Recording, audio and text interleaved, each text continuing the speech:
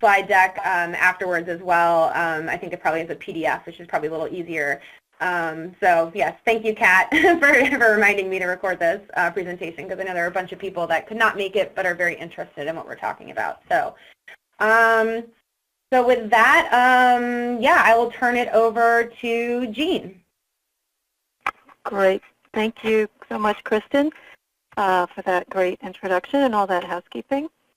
So we're going to talk today about some recent changes that you've probably been hearing about in Facebook. And as Kristen mentioned, I think Zuckerberg is on the Hill today. So as I've said before, probably before this call is over, there'll be more changes. Who knows? Things change frequently. But let me give you just the 2-minute advert about the Hatcher Group. The Hatcher Group is a full-service communications firm based in Bethesda, also with offices in Annapolis and Baltimore, and I know we've worked with many, many of you over the years. We have a very thriving environmental practice. In general, we help nonprofits and foundations develop and execute communications plans, everything from media outreach to event planning to website design and development to just designing plain old-fashioned reports, print reports, and one-pagers. And I'm VP for digital strategy, so my team and I, we help organizations develop smart strategies to reach your goals using digital and social. So that is the Hatcher Group, and we would love to hear from you and help you if you need. So today we're going to talk about a few things. We're going to talk about user behavior. We're pretty much sticking with Facebook today just because that's the thing that's been in the news for making some big changes recently. We're going to talk about some user behavior changes, and we'll show you some numbers about the people that use Facebook. Spoiler alert, that's pretty much everybody. Then we'll get to the actual algorithm changes and then what they mean for nonprofits and the kinds of things you can be doing to address those changes. So let's start by looking at user behavior and what's changed. So very interestingly, believe it or not, we are spending less time on social media. Facebook reported a 5% decline in total time spent on the site in the last quarter of 2017. It's still growing, but we are using it less. We are posting fewer personal updates. This is kind of a very interesting data point, and you may have noticed this in your own behavior, maybe with your friends and family, but there was a report, this report's now about 6 to 8 months old, that said that found that personal updates on Facebook had declined 15% over the past year. And since like the mid-2014 to 2015, it's declined 21%. So it seems like people are more and more passively scrolling and not interacting so much and not posting every single thing about their lives the way we did at the beginning. But what's really notable is that there's been a 15% increase in our use of messaging apps like WhatsApp and Facebook Messenger. So it's interesting that we're sort of moving away from these public posts to more one-on-one private conversations. Just things to note. But, you know, Facebook isn't going anywhere. At last count, it had 2 billion users. 450 million of those were connected to nonprofit pages. And 3/4 of Facebook users visit the site daily, you know, I'm sure multiple times, as we all probably do as well. Instagram, you know, Facebook owns Instagram.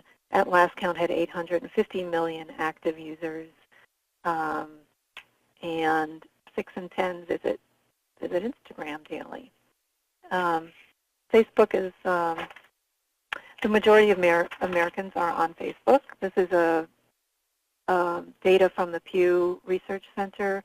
If you ever need any data on demographics around any social platforms, they've got it all there, and it's usually very up to date. As you can see, this is from March 2018. So despite what you hear about people saying they hate Facebook or they don't want to use it anymore, and people are not using it, pretty much the majority of Americans are on Facebook, and across all age levels as well.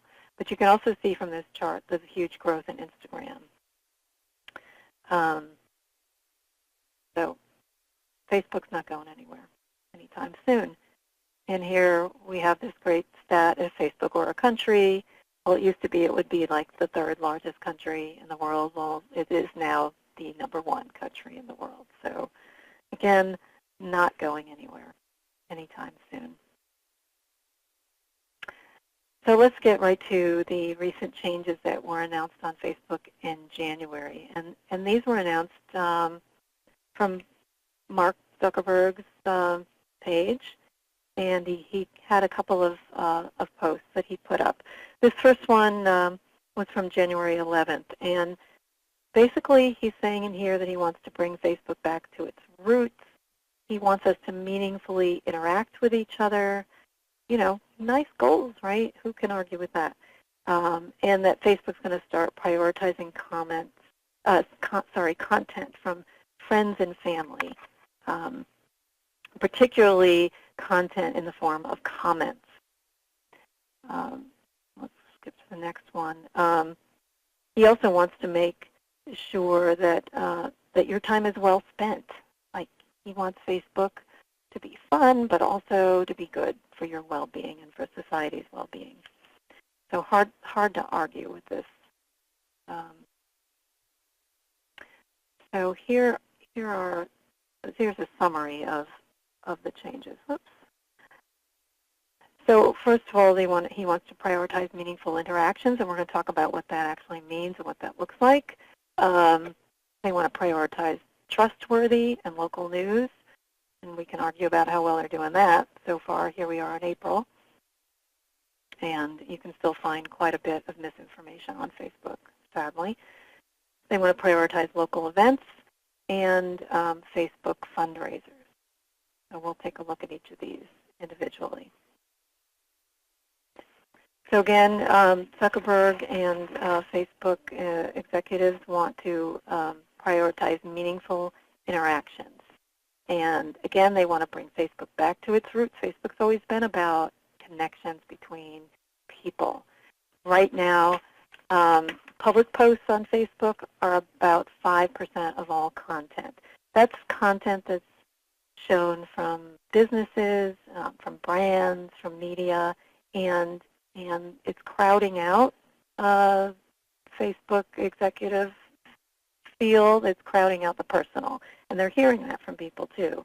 Your news feed can be just nothing but promoted posts to you, or brands trying to sell you things, or updates from various pages. Under this new the new algorithm, they're saying that public content could go down to about 4%. So this is a different data point than the other data point you may have heard, which is that on your organization page, Facebook is ever going to only show your updates to maybe 2 to 3% of the people that are following you. And that's another conversation, which speaks to the reason why you need to, in general, be putting money behind your Facebook posts. But in any case, meaningful interactions, that's what they want to get back to. The second thing is trustworthy and local news. So again, it's yet to be seen. We'll find out how this plays out, but right now they're saying they want to try to actively weed out bad news sources. I just personally reported a page on the Sandy Hook Birthers page, which has like 20,000 followers.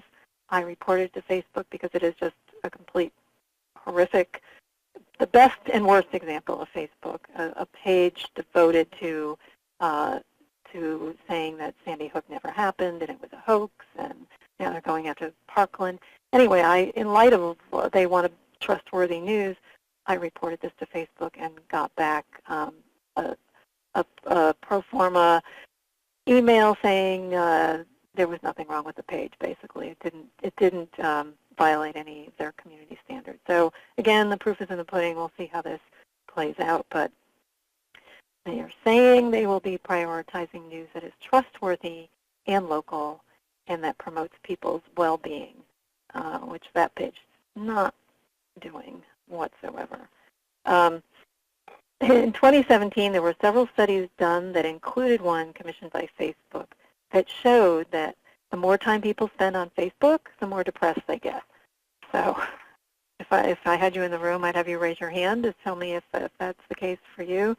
Facebook wants people to be on Facebook longer, so they want to encourage the posts that are going to make you want to stay on site longer. And one of those things is making local connections. So one of our tips is that you need to really start localizing a lot of your posts and tagging them, location tagging them as much as you can. Also, if you haven't yet, you should register your local address. Again, this is for your organization with Facebook, because Facebook wants to promote local things to your audience. And one of the other things we'll be prioritizing is events, particularly local events. So you need to start thinking about creating events for everything you do, and as much as possible, location tagging it. And on Instagram, if you're using Instagram, also make sure you're checking in, tagging locations, using location hashtags. This is around their decision to emphasize community. If you publish a local newsletter, for instance, or a report that's focused locally, and you tag it the right way, that can be really helpful. All of this is designed to break you out of that that algorithm that's keeping Facebook from sharing your organization posts without money. So here's some examples. I pulled, for instance, the Alliance for Chesapeake Bay added an event, and Manchester Project Clean Stream. By doing that, they are they're helping it show up in our notifications. And this is interesting. Maybe you've noticed this in your notifications. You may not see this post in your news feed, but you will see in your notifications tab local events from pages that you have liked but maybe haven't seen anything from in a long time. Because again, Facebook throttles updates from your page, but they don't throttle back, and actually they're pushing and promoting local events from pages that you like. And those are much more likely to be seen also because they stay in your news, in your notifications. Did I hear someone asking a question? Yeah, we actually had a quick question that you mentioned registering their people's sites or registering their address, I think, on their Facebook page. Right. Somebody mentioned that they're a regional organization. They're headquartered in Boone, North Carolina, but much of their content is not Boone-oriented. So do you have any advice for some of those organizations that maybe operate regionally, and not just talking about where they are officially based, I guess, as their address? Yeah, I think when you're writing posts, or if you can be creating events for those more local events, or that's going to help you as much as possible. And you notice in these notifications, it's added a new event near you.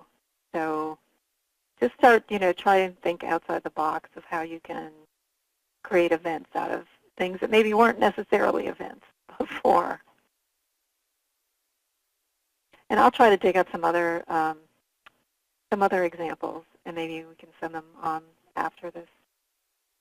That'd be great. Thanks. Yeah. So the other thing is Facebook fundraisers, and you've probably noticed this as well, that you're starting to see these birthday fundraisers and all kinds of fundraisers. So Facebook made this change in the past couple of months. They are making fundraising that can be synced into outside fundraising websites, for instance, like Blackbaud, if anyone uses that. And they've made it so much easier for everyone to create a fundraiser and target it to the charity of their choice. And they're really promoting the heck out of this. There's a big pro to this is that they're promoting it like crazy, and they all show up in your notifications. So again, you don't have to actively look for this. You'll see it in your notifications. And they all, these fundraisers all run inside of Facebook. A while ago you could do this, but Facebook was charging fees for money raised through Facebook payments, but they have gotten rid of that, so no longer there's any fees. One of the cons of this is that you don't have much control. I don't know if you actually get your donor information like you would get if you were running your own fundraiser, but it's just something to consider. And here's a couple of examples of that. For instance, I did a fundraiser for Interfaith Partners for the Chesapeake, which I'm on the board of. It was super easy to do. I set a goal for $200, and my friends came through and raised, more than that. And I literally had to do nothing to make this happen. It was so ridiculously easy. And then you can see on the left, Facebook saw that I did it once, and now they're coming after me to do it again. And it's great. It's really great. And something that, if you have boards of directors, they all have birthdays, I would encourage you to ask them to consider doing this. People love doing this, and they love donating to something that a friend of theirs is promoting, that peer-to-peer, as opposed to if IPC went and, created its own fundraiser. It's much more effective if you see your friend doing this.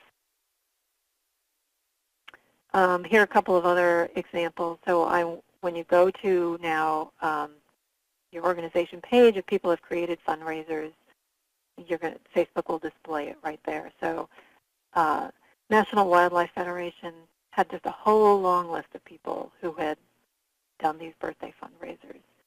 And I just think that's awesome. And same with NRDC did this as well. Super easy to do. Any questions about fundraisers? Have people experimented with these or had their followers experiment with them?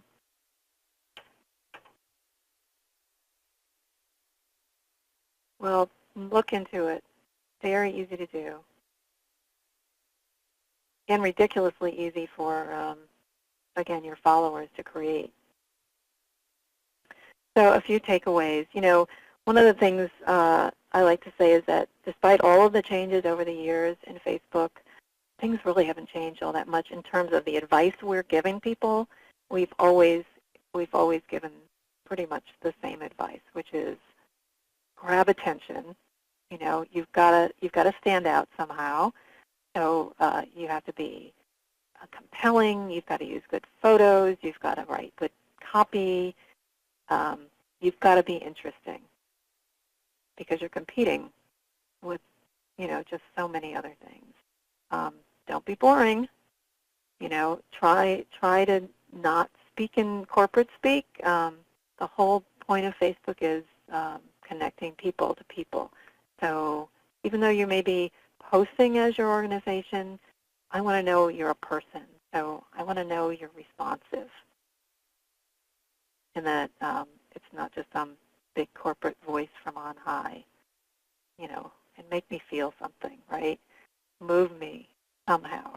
Make me laugh, make me cry. Just stand out as much as you can.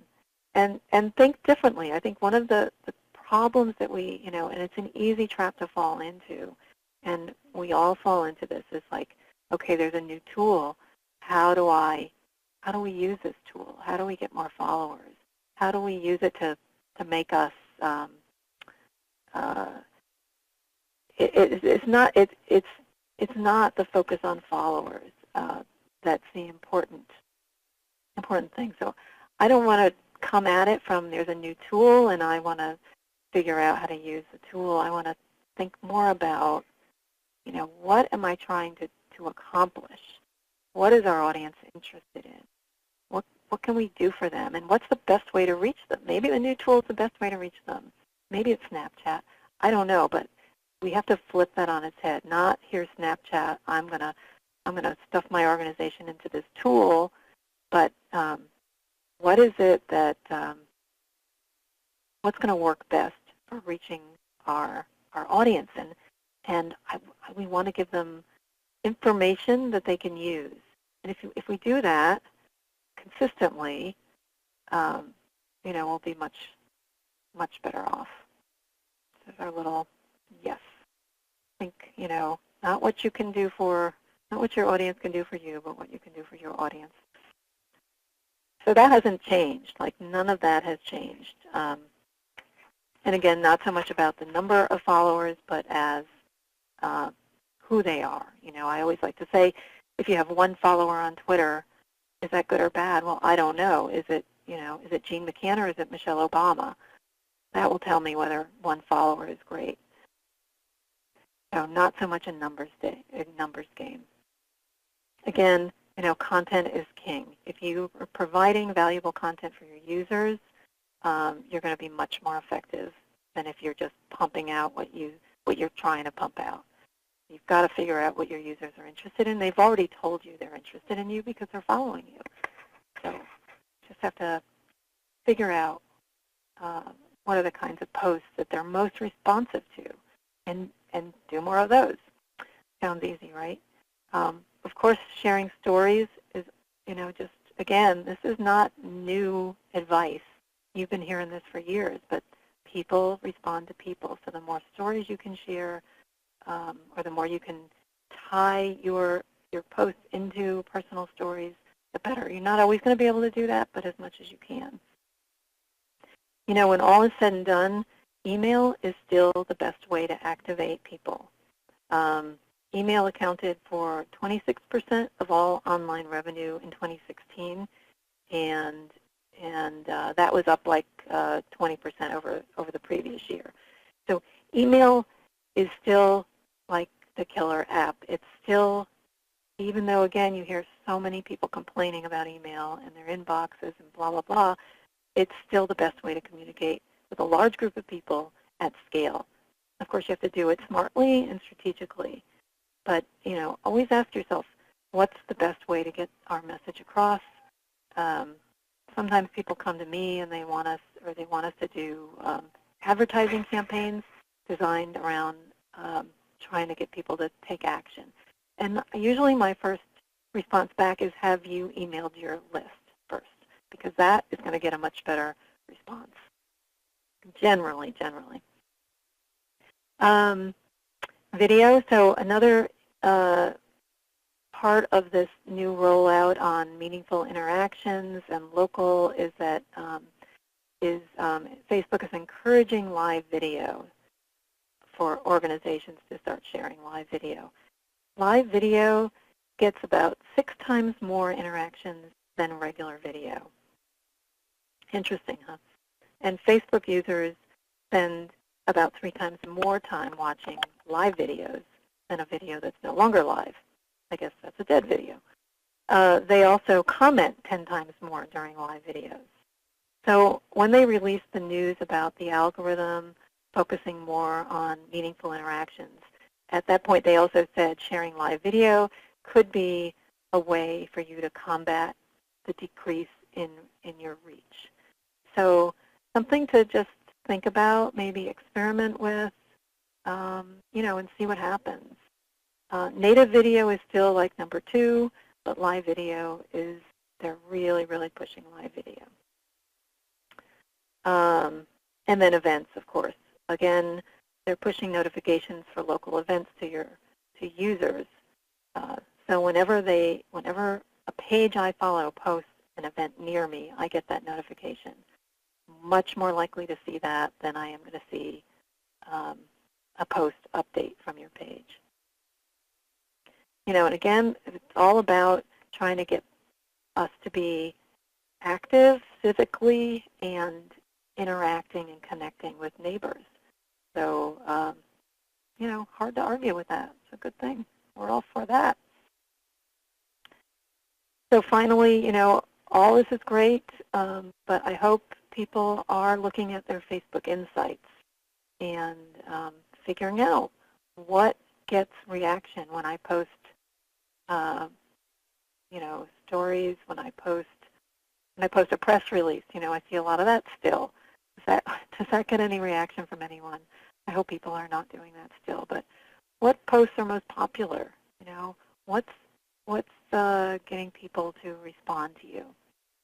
Really try to dig into your Facebook insights and spend some time in there. I mean, that interface changes every 15 minutes as well, but worthwhile looking at. Figuring out also who's following you. What are the demographics? Mostly women, mostly men. What age range? When are they online? You can look at all that stuff in your Facebook insights. And then, you know, important is to take that feedback and tweak what you've been doing and make changes. So I know we haven't talked about a lot of what Facebook is these days is reliant on advertising and boosting and putting money behind your posts. But I think it's important not to forget organic, because we don't have unlimited budgets, none of us. And there are some things we can be doing that will help get your message out to the people you're trying to reach. So that's the nuts and bolts of it. Happy to take questions and talk more about anything in particular people are interested in.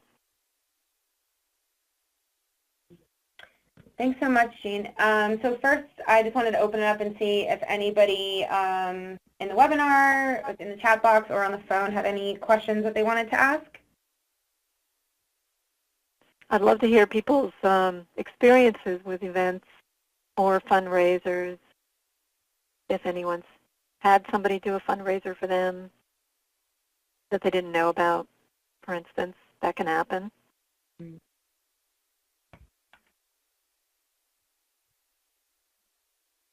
Are people worried about Facebook, about these changes?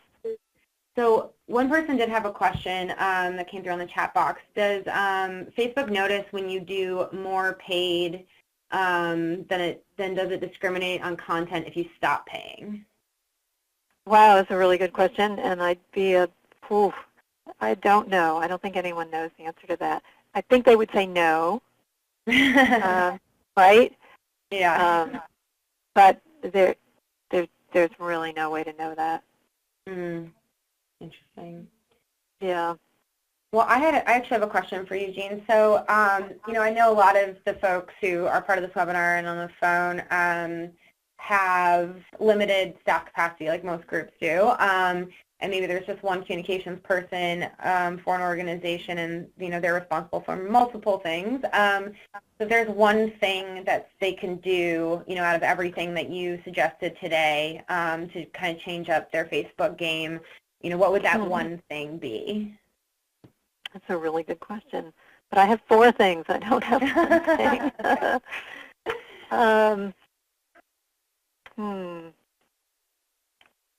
You know, this whole local thing, you know, the more you can tag your post to something happening local, I would say that is just really key, because and I think the nonprofits that I'm following are really onto this, because I don't know about you, but I am getting just tons of flood of events.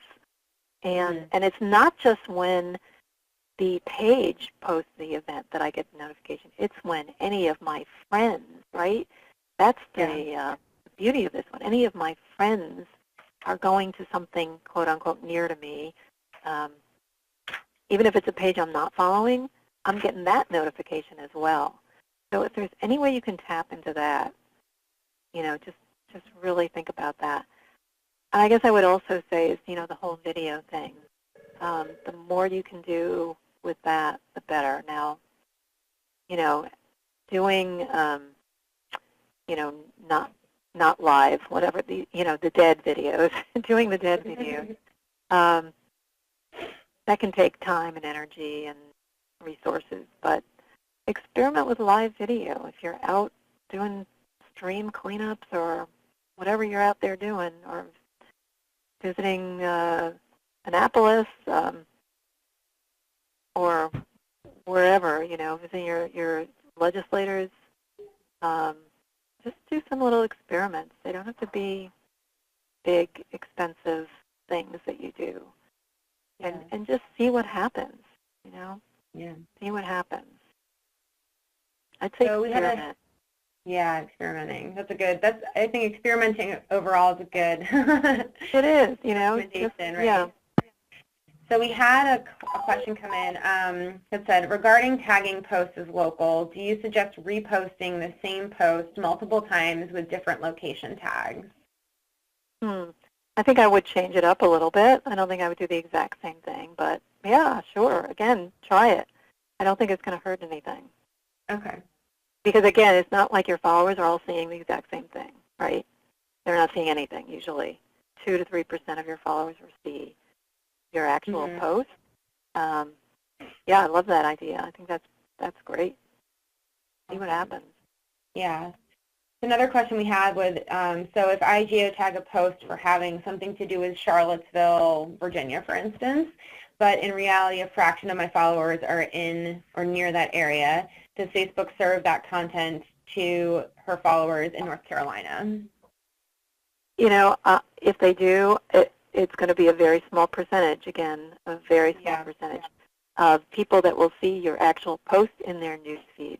So I wouldn't worry about that so much, but geotagging it is awesome, and that will show up in the notifications for many more of your followers than will ever see it in the news feed. And then maybe some of your non-followers, like you were saying, right? Exactly. So their friends as well may see. If they say they're interested or they say they're going, then Facebook does show those notifications. Because I get those all the time. I'm like, well, that's great. I'm glad that person's going. Yeah. Now that you've mentioned that, I was just looking through my Facebook feed right. and I noticed a lot more events that I... Through your feed or through your notifications? Yeah, absolutely. Yeah. So, yeah. Very, very cool. I mean, it's only probably a matter of time till you have to pay to get something in notifications, but we'll cross that bridge when we get to it. Yeah, absolutely. All right. Any other questions from anyone on the phone or in the chat box? Well, I'm happy to answer questions if you think of them later. My email is jean@thehatchergroup.com. And, as I said, we work with all kinds of social media, and we do a lot of digital advertising, and we're happy to help with any of that, too. If you, and I'm on, that's my Twitter handle. I'm also interested in hearing if anybody's having a lot of luck on Instagram and what people are doing on Instagram. Whole different ballpark there with absolutely formulating posts and absolutely. And actually, that's a good point. So now that I have you all on the line and on the computer, I'd be curious to hear what else you all are interested in hearing about.